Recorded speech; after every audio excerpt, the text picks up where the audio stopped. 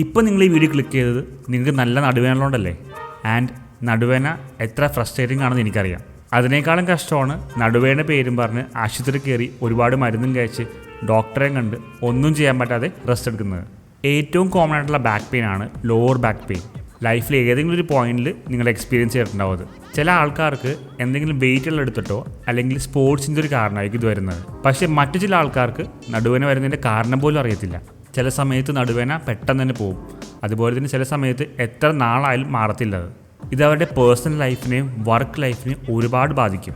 നടുവേദന 2 ടൈപ്പാണുള്ളത്, മസ്കുലോ സ്കെൽറ്റലും പാത്തലോജിക്കലും. പേരൊന്നും കേട്ട് നിങ്ങൾ പേടിക്കണ്ട, ഞാൻ പറഞ്ഞുതരാം. മസ്കുലോ സ്കെൽറ്റൽ എന്ന് പറയുന്നത് നമ്മുടെ ജോയിൻറ്റ്സ്, ലിഗമെൻറ്റ്സ്, മസിൽസ്, ഡിസ്കിനൊക്കെ വരുന്ന പ്രശ്നങ്ങളാണ്. ഇതാണ് ഏറ്റവും കോമൺ ആയിട്ടുള്ള ടൈപ്പ്. ഇത് ഒരു ഡോക്ടറിനെ കണ്ട് മരുന്ന് കഴിച്ച് പ്രോപ്പർ റെസ്റ്റ് എടുത്ത് മാറ്റിയെടുക്കാവുന്നേ ഉള്ളൂ. പാത്തലോജിക്കൽ പെയിൻ എന്ന് പറയുന്നത് പല അണ്ടർലൈൻ ഡിസീസ് കാരണം വരുന്നതാണ്. Like infection, cancer, nerve damage, ഇവയൊക്കെ. നടുവേദനയെക്കുറിച്ച് നിങ്ങൾ എപ്പോഴാണ് വറി ചെയ്യേണ്ടത്? നിങ്ങൾക്ക് നടുവേദന വന്നിട്ട് ഒരു 6 ആഴ്ചയായിട്ട് മാറുന്നില്ലെങ്കിൽ it is definitely serious. And നിങ്ങൾ ഡോക്ടറിനെ കൺസൾട്ട് ചെയ്യുന്നത് വളരെ അത്യാവശ്യമാണ്. നിങ്ങൾക്ക് ബാക്ക് പെയിൻ്റെ കൂടെ തന്നെ ഫീവർ ഉണ്ടെങ്കിൽ ഇത് മെയിൻലി ഒരു ഇൻഫെക്ഷൻ്റെ ഇൻഡിക്കേഷൻ ആവാം. പിന്നെ പ്രായമുള്ള ആൾക്കാർക്ക് ബാക്ക് പെയിൻ മെയിനായിട്ട് വരാൻ കാരണം അവരുടെ ബോൺ ഡെൻസിറ്റിയും മസിൽ സ്ട്രെങ്ത്തും കുറവായതുകൊണ്ടാണ്. ഇതുകൊണ്ടാണ് ഞാനെപ്പോഴും സ്ട്രെങ്ത് ട്രെയിനിങ് ചെയ്യണമെന്ന് പറയുന്നത്.